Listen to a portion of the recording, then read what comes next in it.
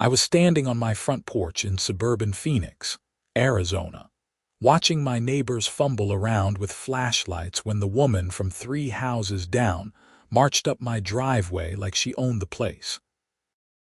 The blackout had hit our entire neighborhood about 2 hours ago on a sweltering July afternoon.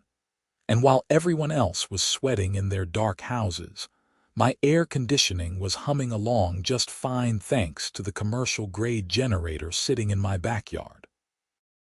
"Andrew Richardson, we need to talk," she announced, her hands planted firmly on her hips. I recognized her immediately as Barbara Hutchins, the HOA president who had made it her personal mission to measure everyone's grass height and send violation notices for the slightest infractions.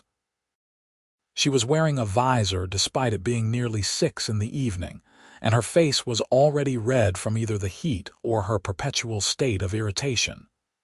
"Good evening, Barbara," I said, keeping my tone neutral. "What can I do for you?" "You can share that generator with the rest of the community," she said, pointing toward my backyard where the steady hum of the machine was audible. "We have elderly residents who need air conditioning, children who need fans. This is a community, Andrew, and we take care of each other." I leaned against my porch railing and crossed my arms. "That's a noble sentiment, Barbara, but that generator is running my medical equipment, my refrigeration, and keeping my house livable. I can't just split power with the entire neighborhood. Medical equipment." She raised an eyebrow skeptically. "What medical equipment?" "That's really none of your business," I replied, feeling my patience already wearing thin. "But if you must know, I have a CPAP machine that I need every night, and my mother who lives with me has a nebulizer and needs to keep her medications refrigerated. The generator stays where it is." Barbara's expression hardened. "The HOA has emergency provisions that allow us to commandeer resources during natural disasters or power outages. I'm invoking that right now. You need to either allow us to hook up essential homes to your generator, or you need to shut it down so we're all suffering equally." I actually laughed at that last part. "So if you can't have it, nobody can. That's really your position. It's about fairness," she snapped. "Do you know how bad the optics are? Everyone can hear your generator running while they're sitting in the dark. People are talking, Andrew. They're upset." "Then maybe they should have prepared better," I said, my voice getting an edge to it now. I saw this heat wave coming. I knew the grid was strained. I spent $5,000 on that generator and the installation. If other people chose not to prepare, that's not my problem. "We'll see about that," Barbara said, her voice dropping to something that sounded almost threatening. "I'm calling an emergency HOA board meeting tonight, and we will be addressing this situation." She turned on her heel and marched back down my driveway, already pulling out her phone. I watched her go, feeling a mixture of annoyance and concern.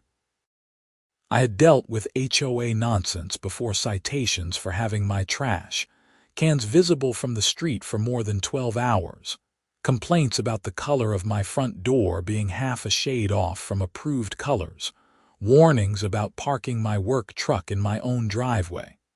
But this felt different.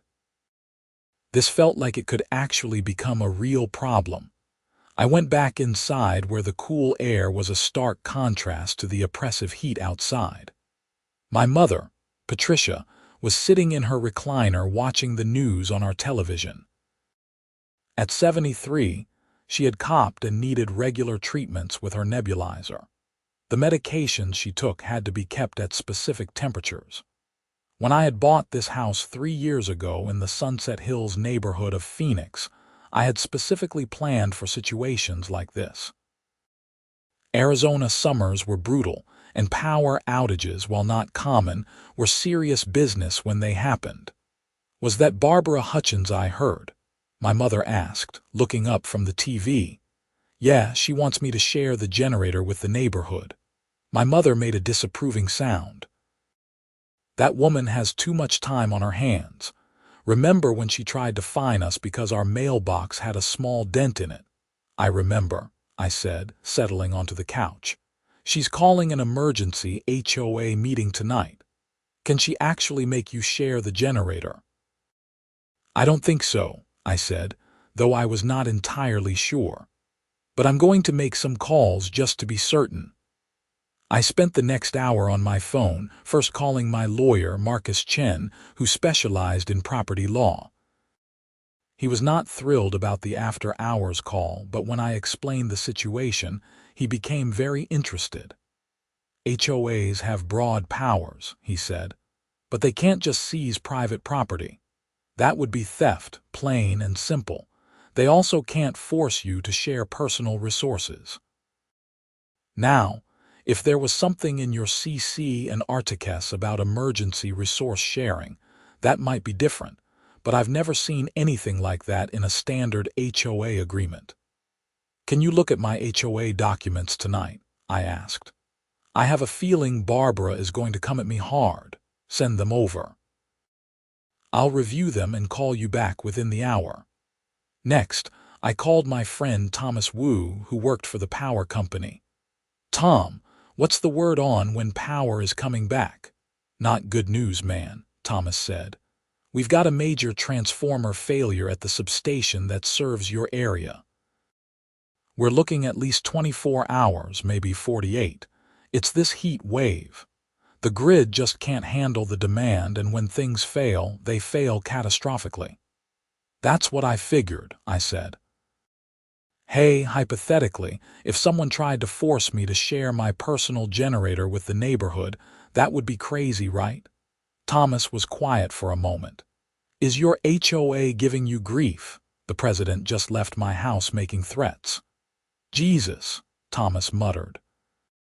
Yeah, that's completely insane. Even during rolling blackouts, we don't force people to share personal generators. The liability alone would be astronomical. If someone got electrocuted trying to hook up to your system, you could be sued into oblivion. Not to mention the generator probably can't handle the load of multiple houses. It definitely can't, I confirmed. It's sized for my house specifically. Then absolutely do not let anyone hook anything up to it, Thomas said firmly. That's a recipe for disaster. The generator could fail. Your electrical panel could get fried, or worse, someone could get seriously hurt. We talked for a few more minutes before I hung up. My mother had made sandwiches for dinner, and we ate while watching the news coverage of the blackout. Apparently, our neighborhood was not the only one affected. A large swath of Phoenix was dark, affecting about 50,000 customers. The news was showing cooling centers that had been set up, and they were urging people to check on elderly neighbors. Around 7:30, my phone buzzed with a text message. It was from Jennifer Morris, my next-door neighbor and one of the few reasonable people on the HOA board. Emergency meeting at 8 p.m. at Barbara's house. She's out for blood. Watch yourself.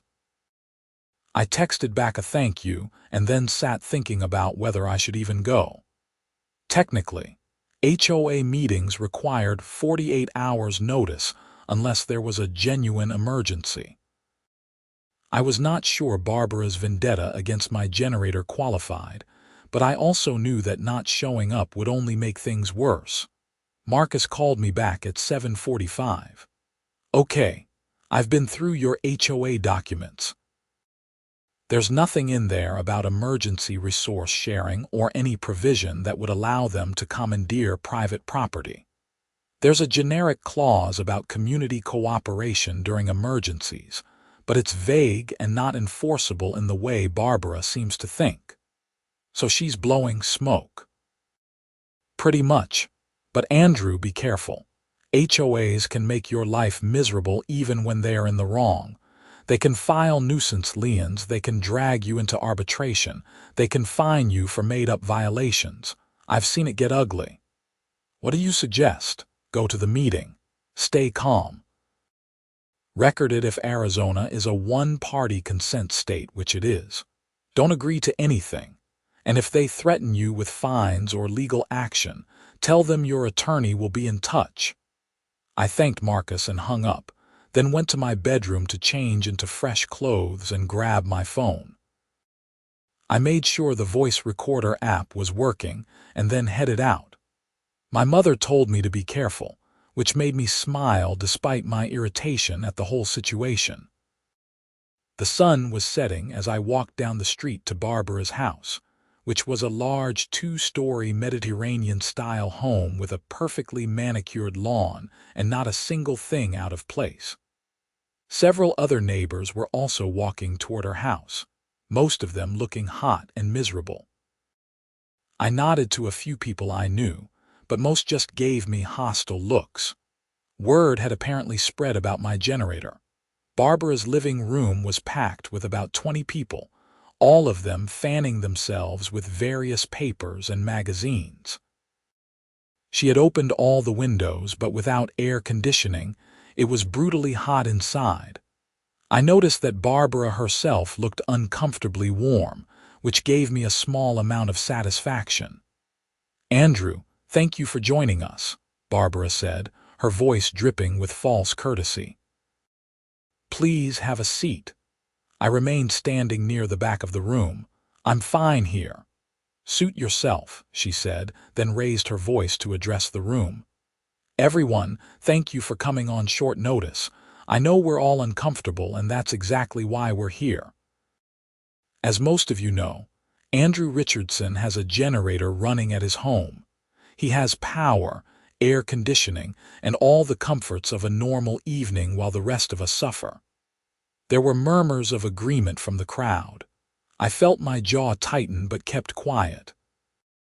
I approached Andrew earlier today and asked if he would be willing to share this resource with the community, particularly with our elderly and vulnerable residents. He refused. Barbara paused for effect, letting the word refused hang in the air. "That's not exactly what happened," I interjected. "I explained that my generator is sized for my house only and that I'm using it for medical equipment. Sharing it would be both dangerous and impractical." "Medical equipment," Barbara said with exaggerated skepticism. "Yes, you mentioned that. But you refused to specify what equipment." "Because it's private medical information," I shot back. "I don't owe you or anyone else an explanation about my health issues or my mother's health issues." "Your mother?" This came from David Fletcher, another board member who lived 2 streets over. "Barbara, you didn't mention his mother." "It's irrelevant," Barbara said quickly. "The point is, we have a community resource that's not being shared equitably." "It's not a community resource," I said, my voice rising slightly. "It's my private property that I purchased with my own money." "The HOA had nothing to do with it." "But you live in this community," Barbara countered. "And in this community, we have rules about how we treat each other. We have standards." "Show me the rule that says I have to share my personal property during a power outage," I challenged. "Show me where in the CC and Articus it says that." Barbara's face reddened. "There's a provision about community cooperation during emergencies." "That's vague language that doesn't mean anything legally," I said. "I already had my attorney review the documents." "You can't force me to share my generator, Barbara. And even if you could, it would be incredibly dangerous to try to hook up multiple houses to a generator that's not designed for that load." "So you're saying you don't care about your neighbors," Barbara said, and I could see she was trying to play to the crowd. "You don't care that Mrs. Patterson down the street is 84 years old and sitting in the dark. You don't care that the Ramirez family has a 6-month-old baby who needs formula that should be refrigerated." "Of course I care," I said, feeling my frustration mounting. "But my caring doesn't change the reality that what you're asking is impossible. My generator cannot safely power multiple homes. It would either fail completely or worse, It could cause an electrical fire. Is that what you want? What I want is for you to be a team player, Barbara said coldly. And what I want is for you to respect property rights and basic common sense, I fired back. Jennifer Morris, my neighbor, spoke up from her seat near the window.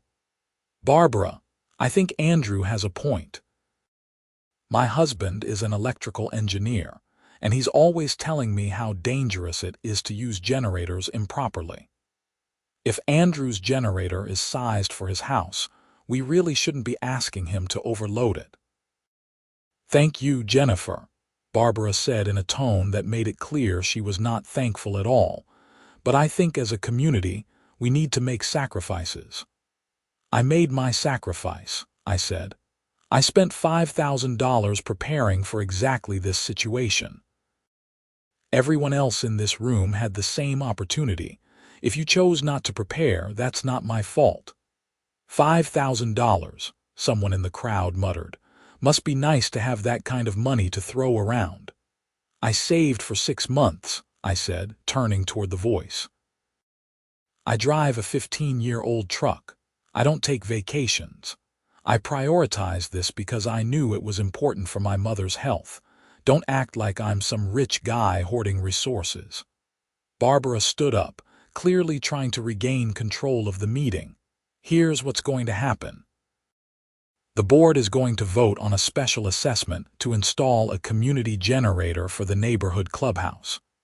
In the meantime, we are issuing a formal request that Andrew Richardson allow the HOA to connect essential services to his generator.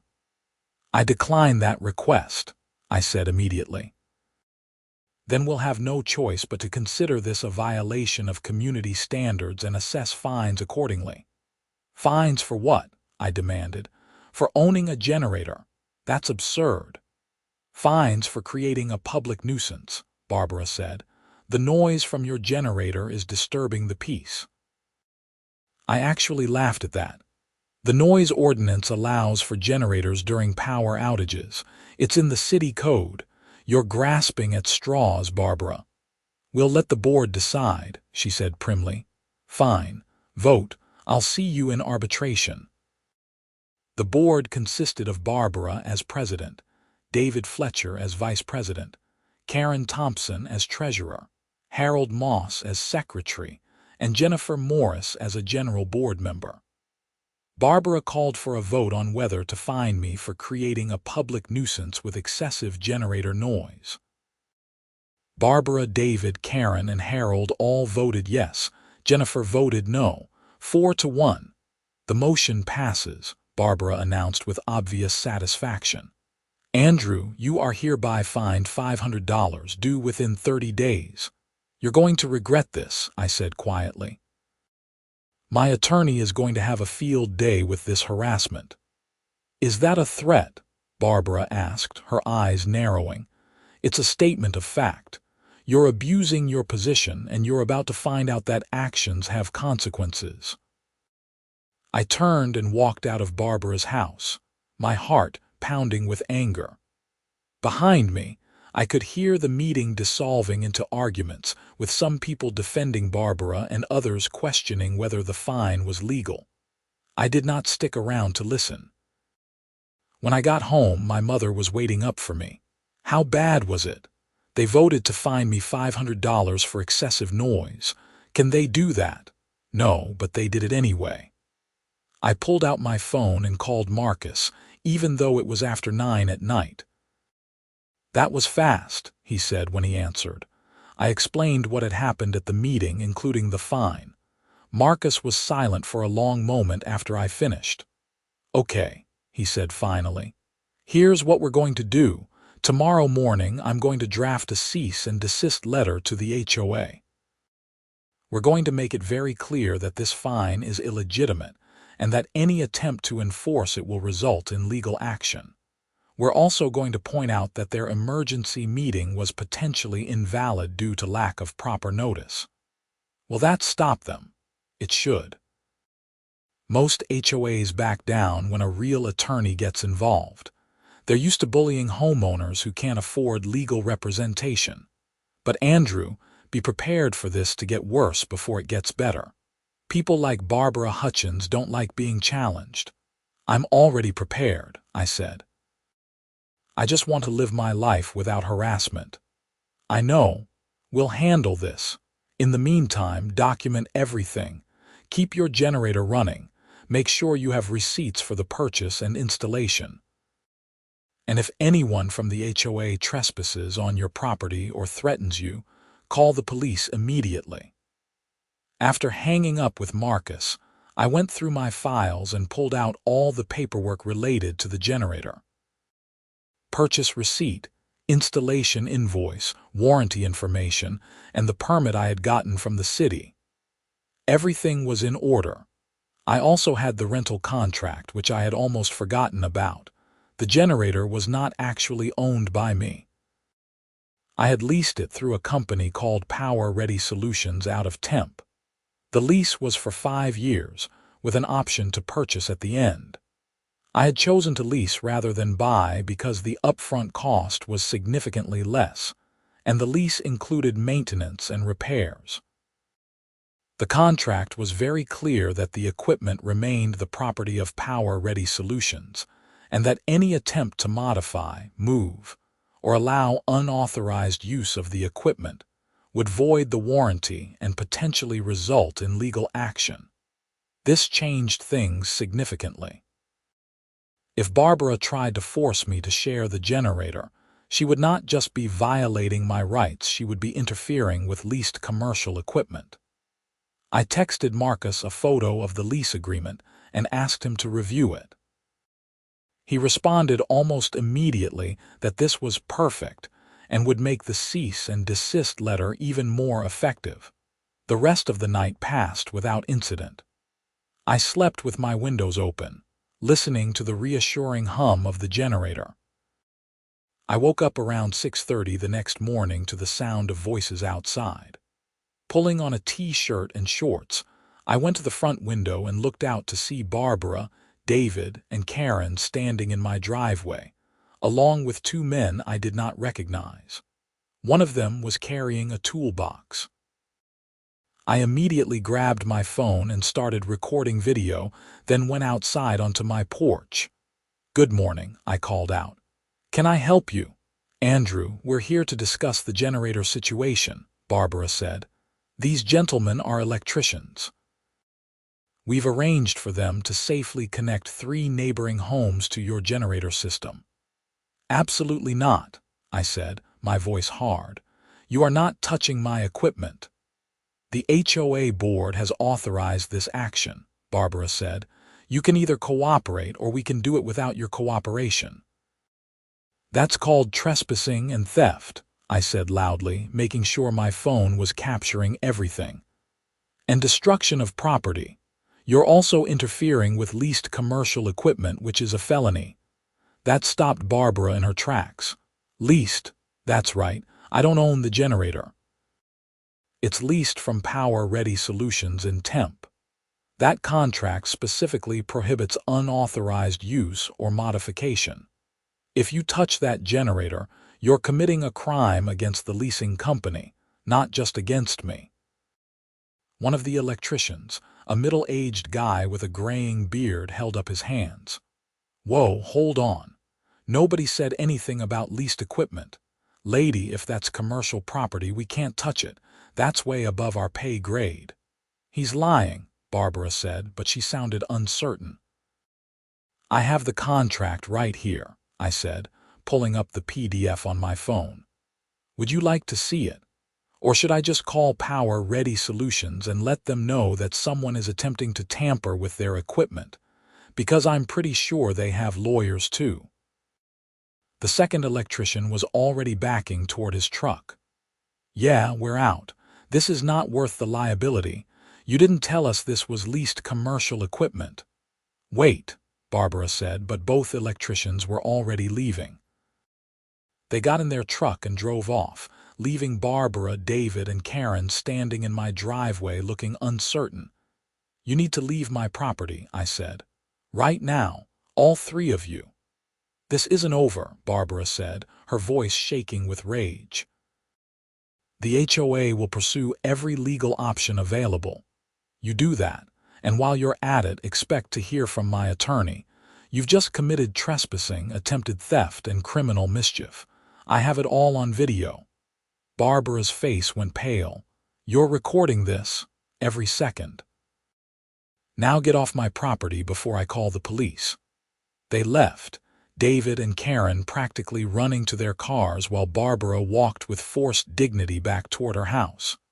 I stayed on the porch until they were gone, then went inside and immediately sent the video to Marcus. His response was immediate and enthusiastic. "This is gold. They just handed us everything we need. I'm escalating this to a full legal response. Expect a call from me within the hour." My mother was up by this point, and I filled her in on what had happened. She looked worried, which made me feel guilty. She had moved in with me after my father died 2 years ago, and the last thing I wanted was for my HOA battle to stress her out. "Maybe you should just turn off the generator," she said quietly. "I don't want you to get in trouble because of me." "Mom, this isn't about the generator anymore. This is about principle. Barbara and her cronies think they can bully anyone they want. Someone needs to stand up to them." "I know, honey, I just worry." "I know you do, but we're in the right here. We're going to be fine." Marcus called at 8:30, and we spent 30 minutes going over strategy. He was going to send the cease and desist letter immediately, along with a notice that we were pursuing legal action for harassment, trespassing, and attempted theft. He was also going to contact Power Ready Solutions and make them aware of the situation, which would add their corporate legal weight to our side. "This is going to get expensive," Marcus warned. "Are you prepared for that? How expensive?" "If this goes to arbitration, you're looking at $5,000 to $10,000 in legal fees. If it goes to court, potentially more." I took a deep breath. "Do what you need to do. I'm not backing down." The power came back on around 10 that morning, which was actually faster than the power company had predicted. I shut down the generator and let it cool, then did a maintenance check on it per the lease agreement. Everything looked fine. The generator had performed perfectly during the outage, and I felt vindicated in my decision to lease it. But the HOA situation was far from over. That afternoon, I received an official letter from the HOA delivered by courier, which seemed excessive, informing me that my fine had been increased to $2,000 for continued violations, and that I was being summoned to a formal hearing in 1 week. Marcus filed our response the same day, which included the cease and desist, a motion to dismiss the fines, and a counterclaim for harassment. We also included copies of the generator lease agreement and the video from that morning. The next few days were tense. I continued my normal routine. I worked from home as a software developer, took care of my mother, and tried to ignore the hostile looks from certain neighbors when I went out. Jennifer Morris stopped by one evening to apologize for the board's behavior, and to let me know that she was considering resigning from the board entirely. "Barbara has gone off the deep end," Jennifer said as we sat on my front porch drinking iced tea. "She's convinced that you're making her look bad and that she needs to win this fight no matter what. David and Karen just go along with whatever she says. Harold at least has some doubts, but he's too timid to speak up." "What about the other homeowners?" I asked. "What's the general sentiment?" "Mixed," Jennifer admitted. "Some people think you were selfish for not sharing the generator. Others think Barbara overstepped, but nobody wants to get involved because they don't want to be her next target." "That's what bullies count on," I said. "Everyone staying silent, I know. That's why I'm thinking of resigning. I can't be part of this anymore." "Don't resign," I said, surprising myself. "If you resign, Barbara has complete control. At least with you on the board, there's one voice of reason." Jennifer thought about that. "Maybe you're right, but Andrew, be careful." I've seen Barbara destroy people who cross her. She's relentless. So am I when I need to be. The formal hearing was scheduled for the following Tuesday evening at the community clubhouse. Marcus advised me to attend, and he would come with me as my legal representation. The day before the hearing, something interesting happened. I received a call from a man named Richard Vance, who identified himself as the CEO of Power Ready Solutions. "Mr. Richardson, I wanted to reach out personally to discuss the situation with your HOA. My legal team has reviewed the matter, and we take this very seriously." "I appreciate that, Mr. Vance.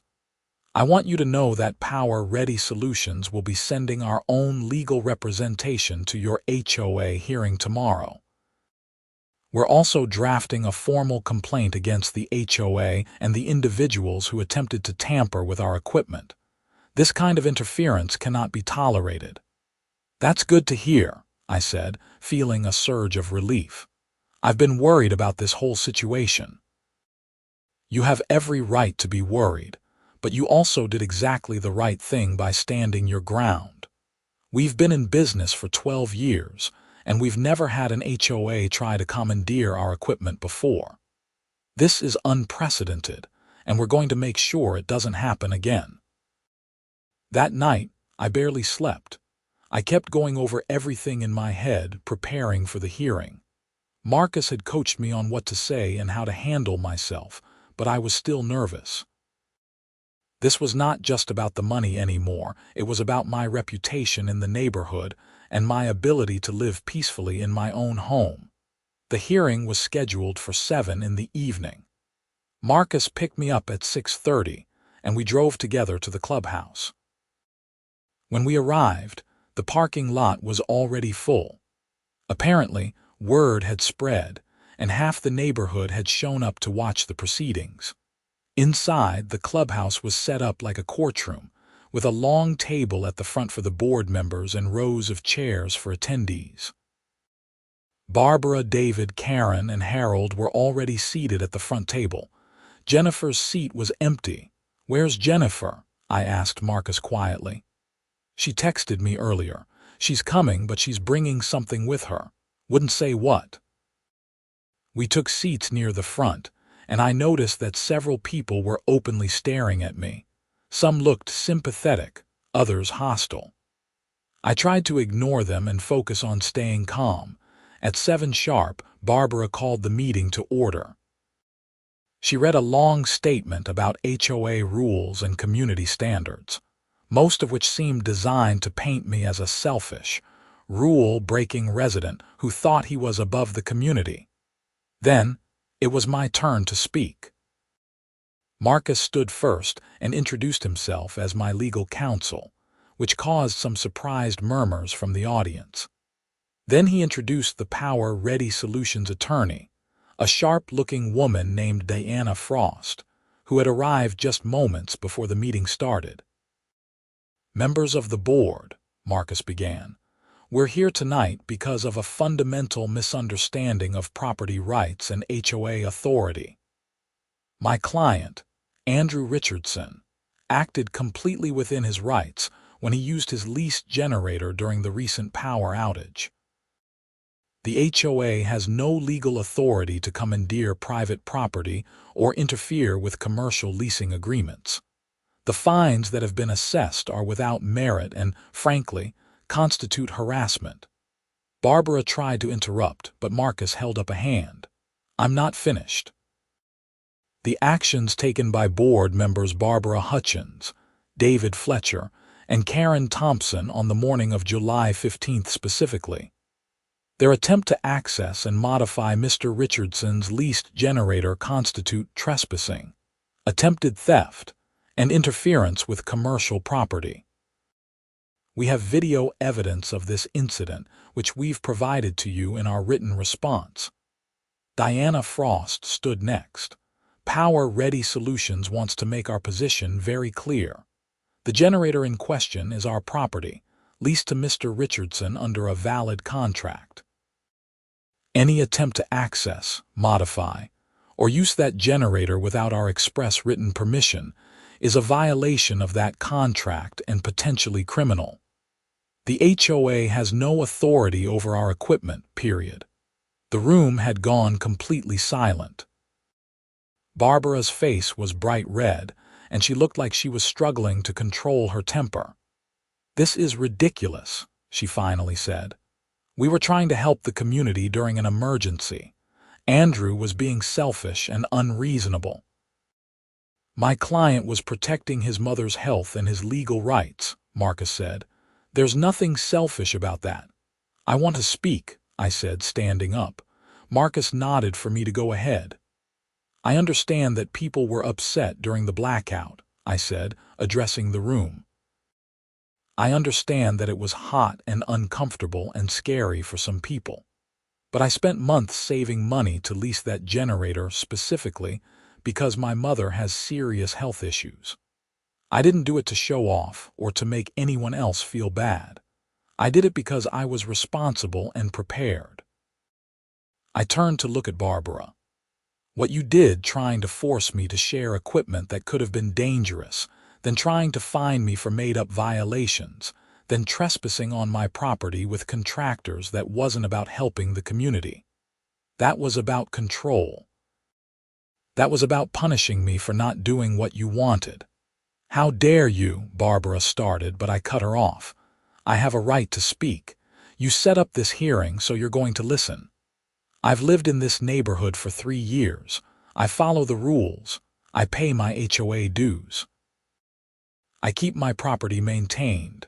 But I will not be bullied, and I will not be forced to put my mother's health at risk because you have some twisted idea of what community means." I sat down, my heart pounding. The room erupted in whispers and conversations. Some people were nodding in agreement. Others looked angry. Then Jennifer Morris walked in through the side door, and she was not alone. She was accompanied by an older woman I did not recognize and 2 men in business suits. "Sorry I'm late," Jennifer announced. "But I think everyone needs to hear what Mrs. Patterson has to say." The older woman was Alina Patterson, the 84-year-old resident that Barbara had mentioned during the first emergency meeting. She walked slowly with a cane, and Jennifer helped her to a seat before giving her a microphone. "Thank you, dear," Mrs. Patterson said to Jennifer. Then she addressed the room. "I want everyone to know that Barbara Hutchins came to my house during the blackout and told me that Andrew Richardson refused to help me.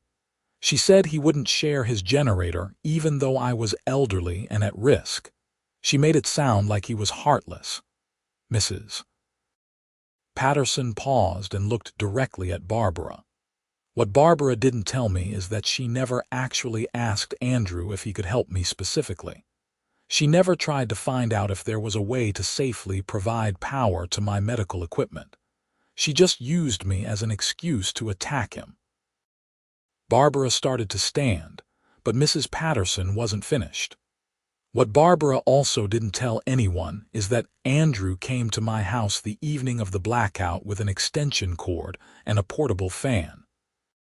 He hooked it up to his generator and ran it across our yards so I could have some relief from the heat. He checked on me 3 times that night to make sure I was okay." I felt my face flush. I had helped Mrs. Patterson because it was the right thing to do, not because I wanted recognition. But now the whole room was turning to look at me with new expressions. "So when Barbara says Andrew was selfish," Mrs. Patterson continued, "she's lying. He was the only person who actually helped me during that blackout, not the HOA president, not the board. Andrew." Jennifer spoke up next.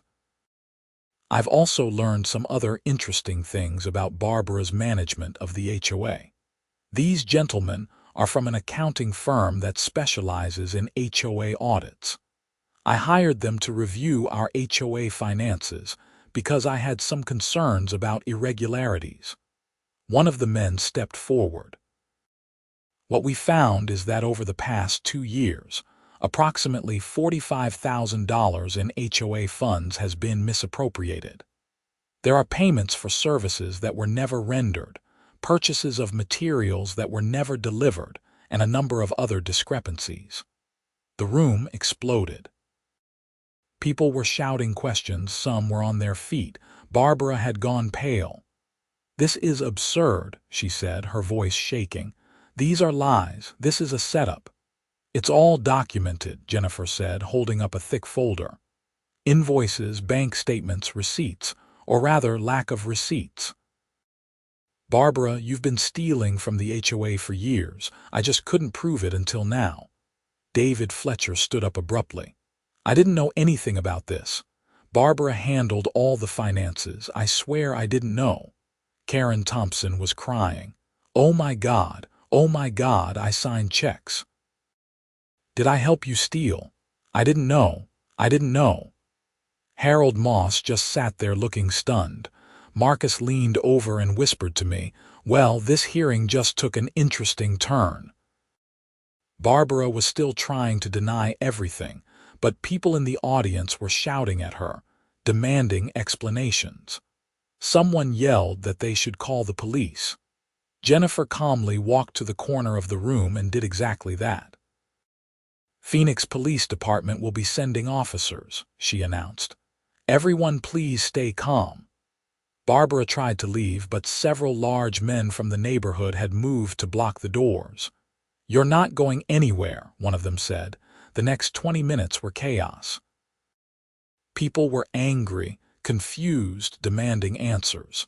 Barbara alternated between denying everything and trying to blame other people. David and Harold both claimed they had no knowledge of the financial misconduct. Karen was having what looked like a panic attack. When the police arrived, 2 officers, who looked both professional and slightly overwhelmed by the situation, Jennifer, and the accountant presented them with the evidence of financial fraud. The officers listened carefully, reviewed some of the documents, and then asked Barbara to step outside with them. "Am I under arrest?" Barbara demanded. "We're going to need to ask you some questions," one of the officers said calmly. "You can cooperate voluntarily, or we can do this formally." "I want my lawyer," Barbara said. "That's your right, but you're coming with us either way." They led Barbara out of the clubhouse in handcuffs after she became belligerent and tried to push past them. The crowd watched in stunned silence as the HOA president was put into the back of a police car. The officers also took statements from Jennifer, the accountants, and several board members. After Barbara was gone, one of the officers came back inside and addressed the room.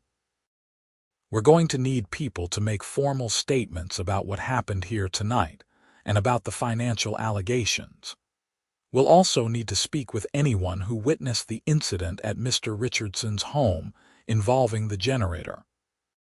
If you have information relevant to either matter, please give your contact information to my partner outside." The hearing, which had been about me and my generator, had turned into something much bigger. People were gathering in small groups, discussing what had just happened. Some approached me to apologize for believing Barbara's version of events. Others asked questions about the generator situation, and I patiently explained the safety concerns and the lease agreement. Marcus, Deanna, and I spoke with the police and gave our statements about Barbara's trespassing and attempted theft. I showed them the video, and they made a copy of it for their investigation. By the time we left the clubhouse, it was after 10 at night. I was exhausted, but also felt an enormous weight had been lifted. Marcus drove me home, and we discussed what would happen next. "The HOA case against you is dead," Marcus said. "There's no way they're going to pursue those fines now. In fact, I expect they'll be issuing you a formal apology. As for Barbara, she's looking at embezzlement charges, possibly fraud, and now the criminal charges related to the trespassing and attempted theft. She's in serious trouble." "I almost feel bad for her," I said. "Almost. Don't. People like Barbara Hutchins create their own problems." She could have just left you alone, but she had to make it a power struggle, and the theft that's been going on for years. She's not a victim here. When I got home, my mother was waiting up, watching the news. I told her everything that had happened, and she was amazed. "I can't believe all of that was going on," she said. "And here I thought it was just about the generator." "It was never really about the generator," I said. "That was just the excuse Barbara used to come after me. She probably saw me as a threat because I'm willing to stand up to her." Over the next few days, the neighborhood was consumed with gossip about Barbara's arrest and the HOA scandal. The local news picked up the story, HOA president arrested for embezzlement, and reporters actually came to the neighborhood to interview residents. I declined to be interviewed, but several of my neighbors spoke on camera about how Barbara had mismanaged the HOA and created a hostile environment.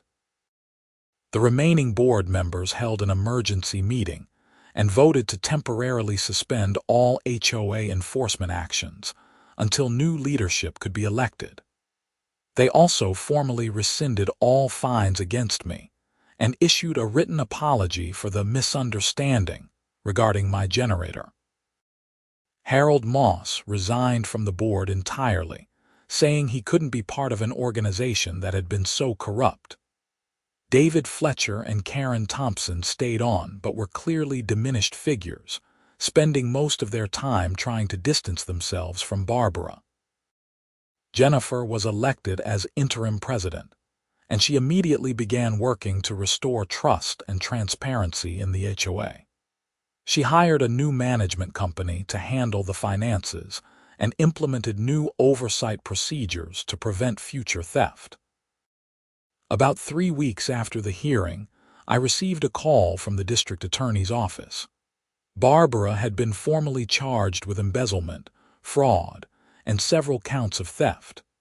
The trespassing and attempted theft charges related to my generator were added to the case. The DA wanted to know if I would be willing to testify if the case went to trial. "Absolutely," I said. "Whatever you need." "We appreciate that, Mr. Richardson." I should tell you that we're also looking into whether other board members were involved or should have known about the financial misconduct.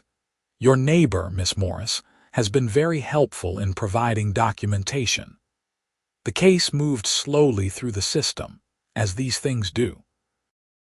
Barbara hired an expensive defense attorney who tried to argue that the financial irregularities were bookkeeping errors, not intentional theft. But the evidence was overwhelming. The accountants had found not just the $45,000 in missing funds, but additional issues going back even further. In October, about 3 months after the initial confrontation, Barbara accepted a plea deal. She pleaded guilty to embezzlement and fraud charges in exchange for the other charges being dropped. She was sentenced to 4 years in prison and ordered to pay full restitution to the HOA. Her house was put up for sale to help cover the restitution payments. The generator trespassing charges were dropped as part of the plea deal, which I was fine with. The important thing was that Barbara was being held accountable for her actions. David Fletcher quietly resigned from the board in November after it came to light that he had signed off on several of the questionable expenses without properly reviewing them. He claimed ignorance, and there wasn't enough evidence to charge him criminally, but his reputation in the neighborhood was destroyed. Karen Thompson also resigned, and both of them moved out of the neighborhood within 6 months. The HOA held special elections in December, and a completely new board was elected. Jennifer chose not to run, saying she had served enough time and wanted to focus on her family. The new board was made up of younger, more progressive residents who were committed to transparency and reasonable governance. One of their first actions was to revise the HOA bylaws to add stronger financial oversight and to limit the power of the president. As for me, life gradually returned to normal. The hostile looks from neighbors faded as people realized I had been in the right all along.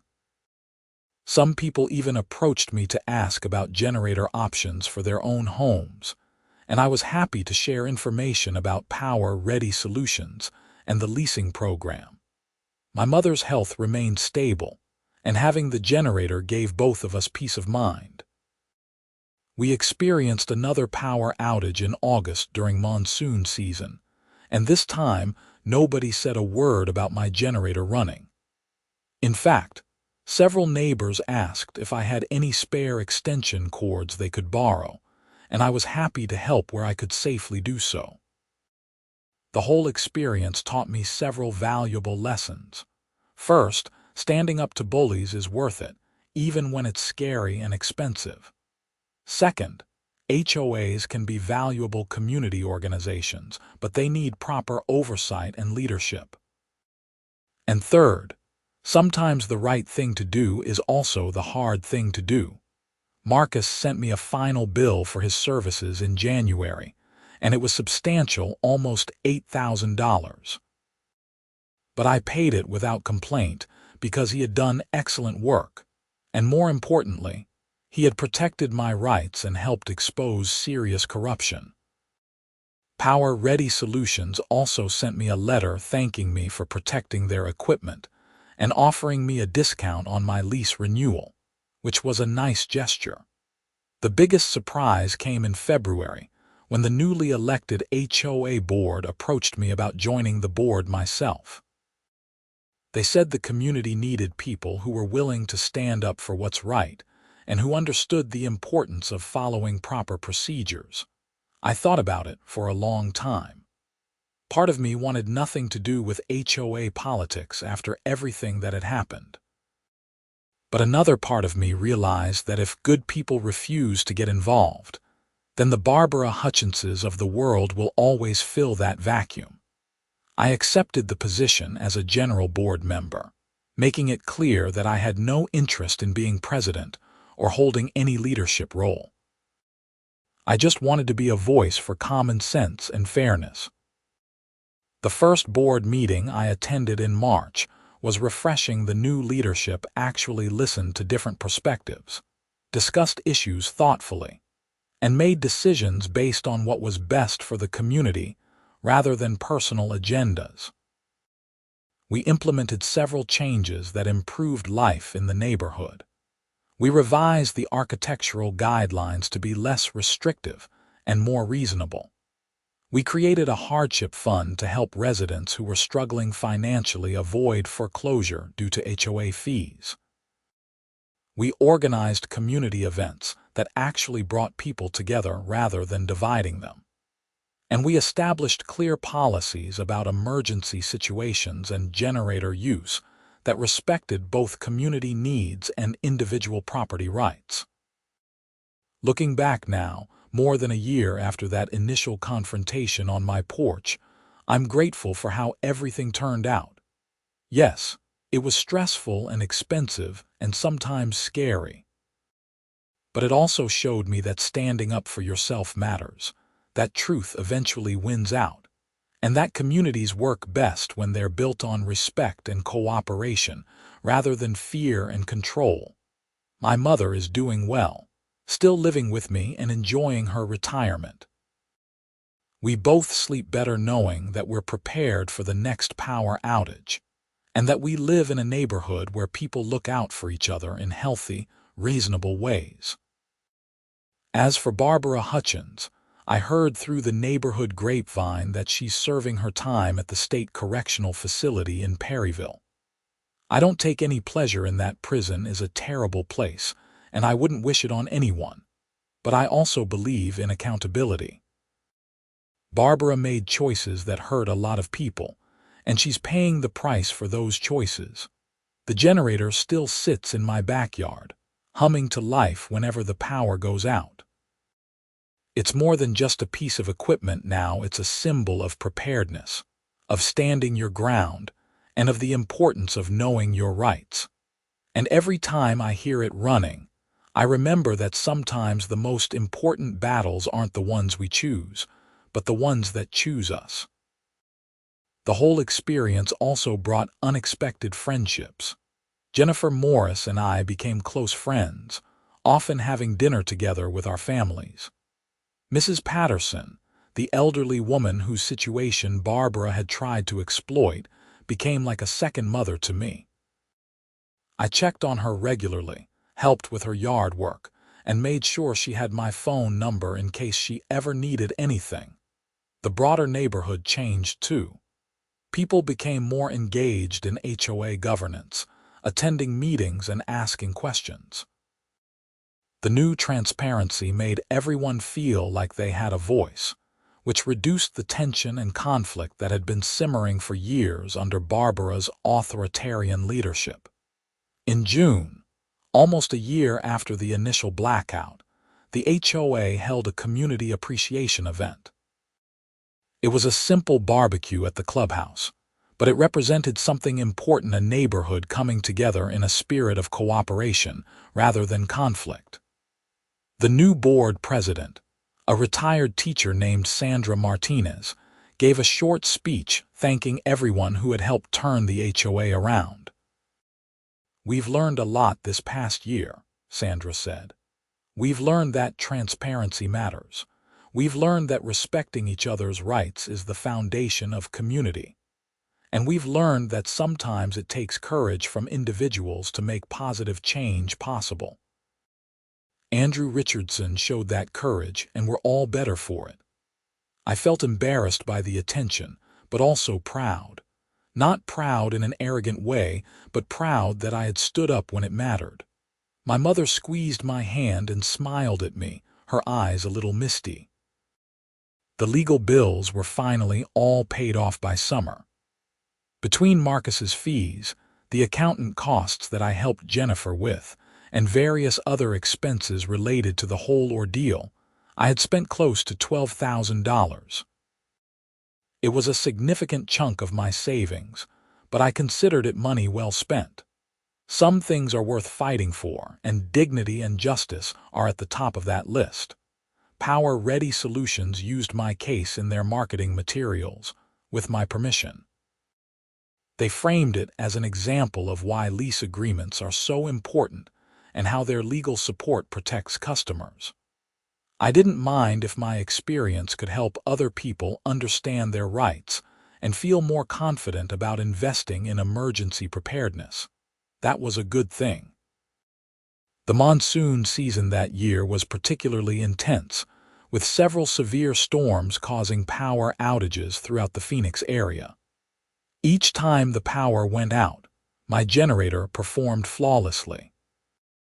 And each time, I made a point of helping neighbors where I could, running extension cords to power refrigerators for people with medications, charging phones for families with young children, even running a small fan for an elderly couple down the street.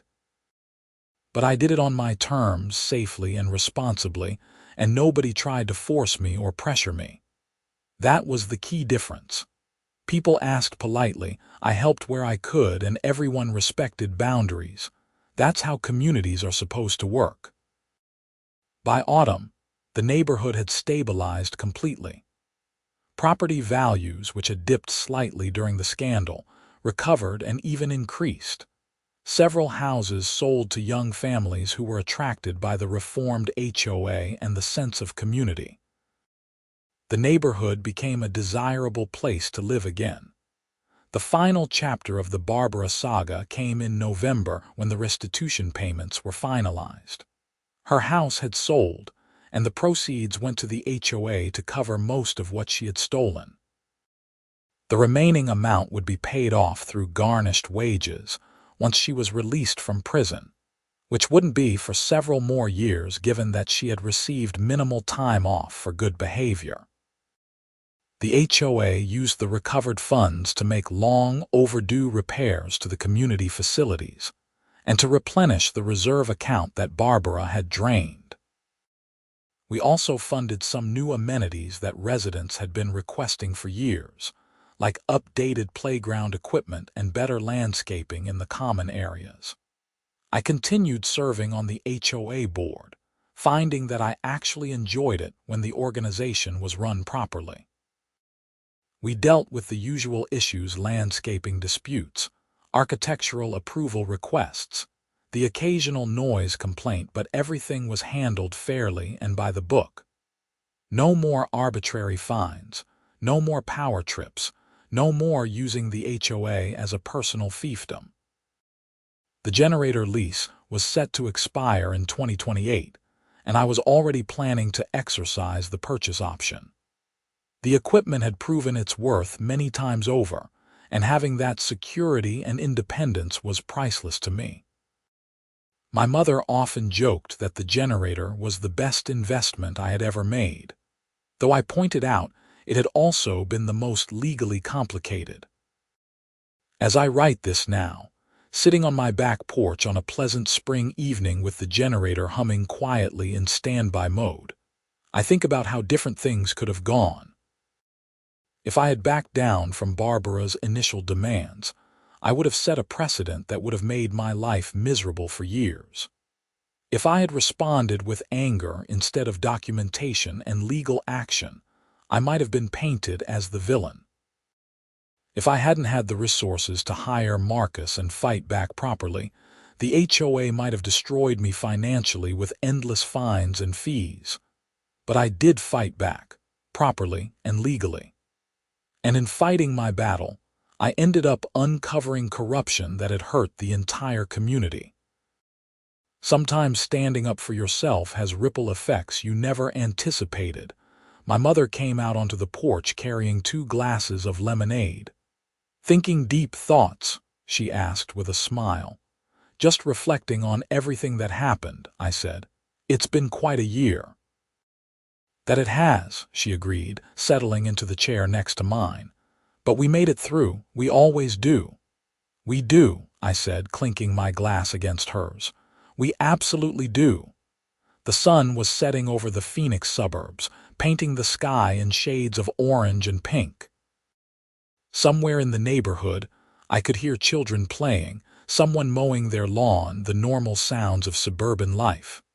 It was peaceful. It was home. And if the power ever went out again, I knew exactly what would happen. My generator would kick on, keeping my mother safe and our house comfortable. And if any neighbors needed help, I would provide it in the way that made sense, safely, reasonably, and on terms that respected everyone involved. That's what community means.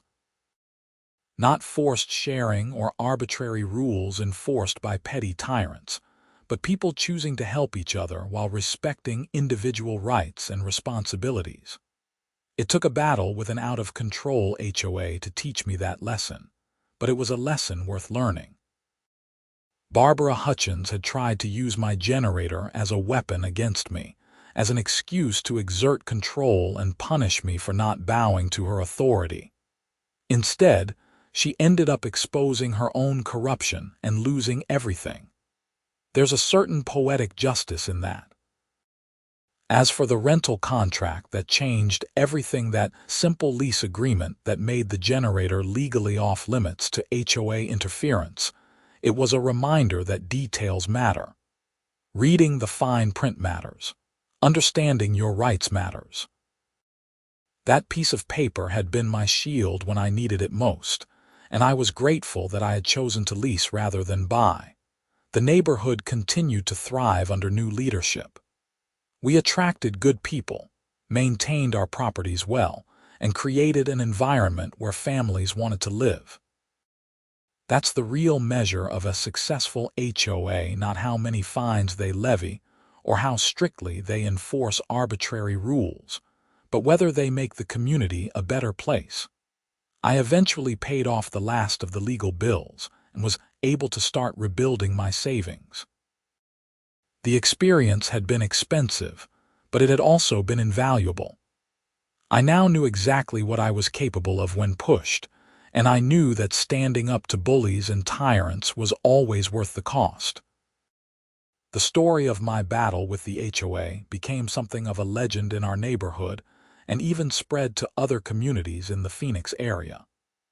I occasionally received emails from people facing similar situations, asking for advice, or just wanting to share their own stories. I always responded, offering what wisdom I could and encouraging people to document everything, know their rights, and not be afraid to fight back when necessary. Some battles choose us. We don't go looking for conflict, but when it finds us, we have to decide how to respond. We can surrender and hope for the best, or we can stand our ground and fight for what's right. I chose to fight, and while it was difficult and stressful and expensive, it was also empowering and ultimately successful. That generator in my backyard represents more than just emergency preparedness. It represents independence, foresight, and the courage to stand up to those who would abuse their power. And every time I test it to make sure it's ready for the next emergency, I remember why it matters so much. Not because I'm selfish or antisocial or unwilling to be part of a community, but because being part of a community doesn't mean surrendering your rights or submitting to unreasonable demands. It means being prepared to take care of yourself and your family first, and then helping others from a position of strength rather than weakness. Barbara Hutchins never understood that distinction. She saw community as a zero-sum game where some people had power and others had to submit. The new HOA board understood that real community is about cooperation between equals, about respecting boundaries while still supporting each other. As the stars came out and the evening cooled down, I thought about the future. My mother was getting older, and there would come a day when she would need even more care. The generator would be there, ensuring that her medical equipment always had power. The house would be there, paid off and secure. And the neighborhood would be there, now a genuine community rather than a battleground. That's what I had fought for. That's what the $12,000 in legal fees and the stress and the confrontations had all been about. The right to live peacefully in my own home, to make my own decisions and to help others on my own terms. And in the end, that's exactly what I got. The HOA learned its lesson. Barbara Hutchins faced justice for her crimes. The neighborhood became stronger and more united. And I could sleep peacefully at night knowing that I had done the right thing, even when it was hard. The generator hummed quietly in the darkness, ready to spring into action whenever needed. Just like me. Just like anyone who understands that sometimes standing alone is the price of standing up. But in the end, when you stand for what's right, you discover that you were never really alone at all. The good people were there all along, waiting for someone to show them that resistance was possible. That someone happened to be me, a software developer with an aging mother and a leased generator. Not a hero, not a revolutionary, just a regular guy who refused to be pushed around. And sometimes, that's all it takes to change everything.